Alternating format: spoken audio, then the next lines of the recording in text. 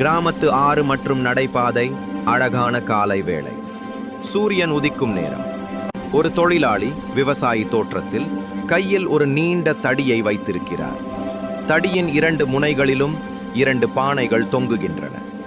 இடது பக்கம் உள்ள பானை பளபளப்பாக குறையில்லாமல் உள்ளது. வலது பக்கம் உள்ள பானையில் ஒரு மெல்லிய விரிசல் தெரிகிறது. தொழிலாளி ஆற்றில் நீர் நிரப்பிவிட்டு வீட்டுக்கு நடந்து செல்கிறார். நீர்க்கசிவு ஆற்றிலிருந்து வீட்டுக்கு வரும் ஒற்றை அடிப்பாதை. தொழிலாளி நடந்து செல்லும்போது விரிசல் விழுந்த பானையை மட்டும் அந்த பானையிலிருந்து சொட்டு சொட்டாக தண்ணீர் கீழே பாதையில் விழுகிறது. நல்ல பானையிலிருந்து ஒரு துளி தண்ணீர் கூட சிந்தவில்லை.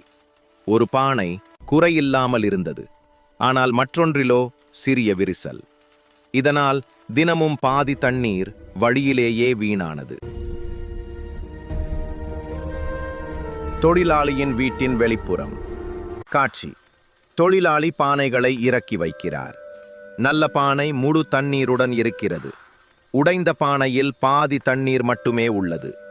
நல்ல பானை பெருமையாக தலை நிமிர்ந்து இருப்பது போலவும். ஆற்றங்கரை. மறுநாள் காலை. தொழிலாளி பானையை தண்ணீரில் முக்கும்போது உடைந்த பானை அவரிடம் பேசுவது போல காட்சி. வசனம்: உடைந்த பானை. ஐயா, என்னை மன்னித்து விடுங்கள். என் விரிசலால் உங்கள் உழைப்பு வீணாகிறது. என்னை உடைத்து எரிந்து விடுங்கள். வசனம்: தொழிலாளி புன்னகையுடன்: நீ வருத்தப்படாதே. இன்று நாம் போகும்போது பாதையின் ஓரத்தை மட்டும் கவனித்து வா.